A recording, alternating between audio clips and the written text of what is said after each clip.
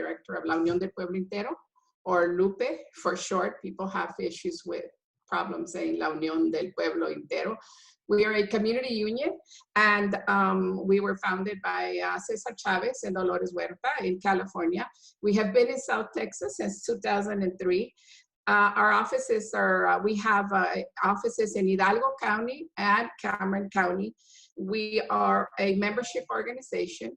We organize, we advocate a lot. We fight the different policies that impact negatively our community, whether it's protests in the streets, whether it's boycotts, whether it's lawsuit, whatever it takes to make sure that our communities are not are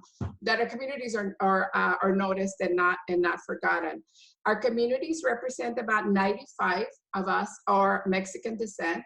We are home to thousands of immigrant families, many of whom are farm workers. And that, the issue of farm workers in South Texas, and I'm sure in many other states, is totally, it's separate from the census, but also it's a very important issue.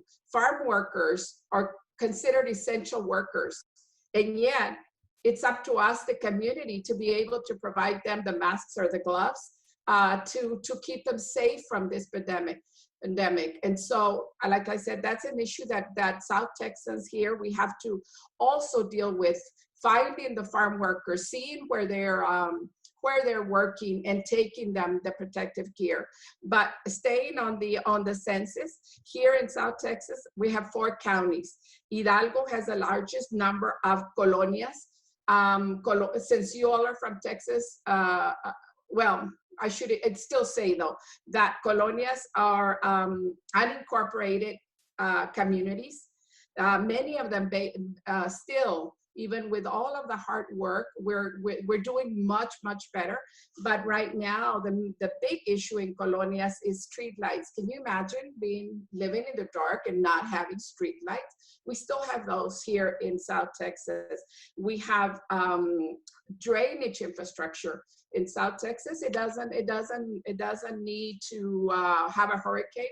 A day or two of hard rain in our communities, colonias are flooded. Colonias are also in very rural areas that are hard to count. That means that we are underrepresented and have been represented in every census count. The pandemic, of course, like everybody has alluded to, presents even more obstacles, and they can even further suppress the results because of the many different obstacles. Like other communities of colors that have been mentioned, we have many challenges in getting our families to register for the census. Having said all of this, sharing this with you, our organization, we also realize the consequences. We have lived the consequences of an undercount. And so we have seen it happen. It happened in the last census, and the area has suffered because of this. That's why it is so critical for us to do absolutely everything to make sure that as many of our families can get counted.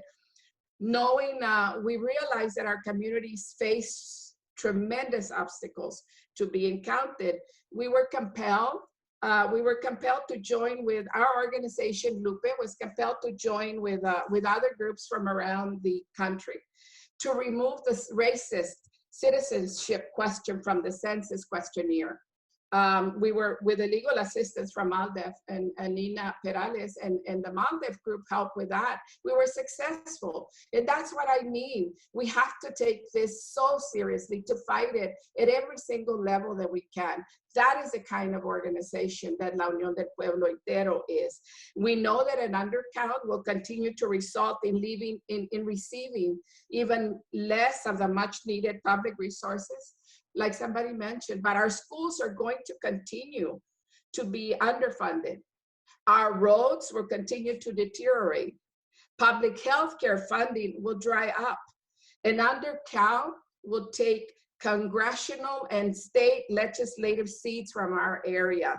This, to name about a few of our communities, will lose with an undercount. For these reasons and others, our organization is working even harder during this pandemic times. We have not stopped working. Some maybe have we were at a census meeting and they said, well, when the pandemic hit, the census counters closed down and couldn't go door to door. We couldn't close down. We closed down, we started working from our homes, but the continuous connection with our families continued, like many others have already mentioned. We made sure that families understand how the undercount in the communities will hurt South Texas. We have continued with the use of technology. These are people from the colonias, and it's possible. We have to be positive. It is possible to train them with the importance of Hawaii, and Hawaii being counted is so important for our communities, all of our communities. And so we had to change from door knocking. We had to change from face-to-face encouragement to register, to hiring community residents that are trusted by their community, they're trusted by their neighbors, they know their area. To others may be hard to count, not to them.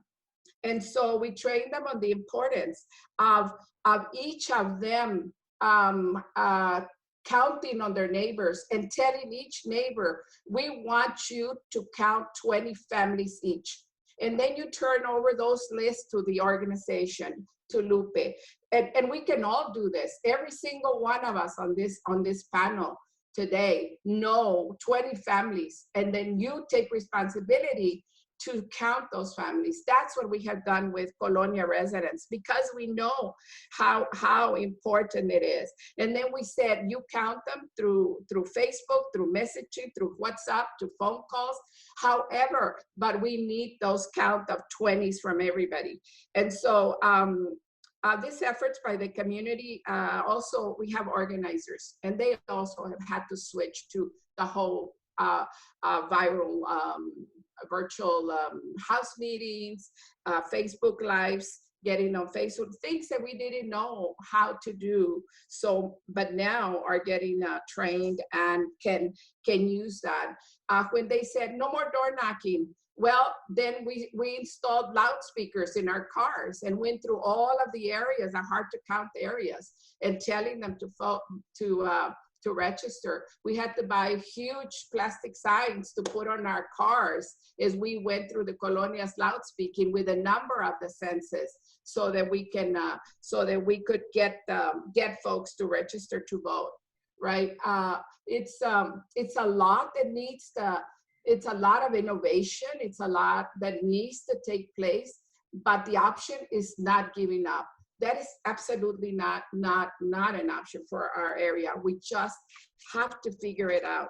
And so the bottom line is that our efforts to maximize participation in the census, South Texas, if we don't do this, if we continue to have an undercount, we will be actually condemning our communities to another decade of being underrepresented in the legislature and Congress. The needs of this community will continue to not be met. That is why we all need to be determined to work tirelessly and to reach every possible household and to get them counted. That's just, sorry for, I don't want to seem like I'm angry at you or lecturing you or anything, but it's just such a critical issue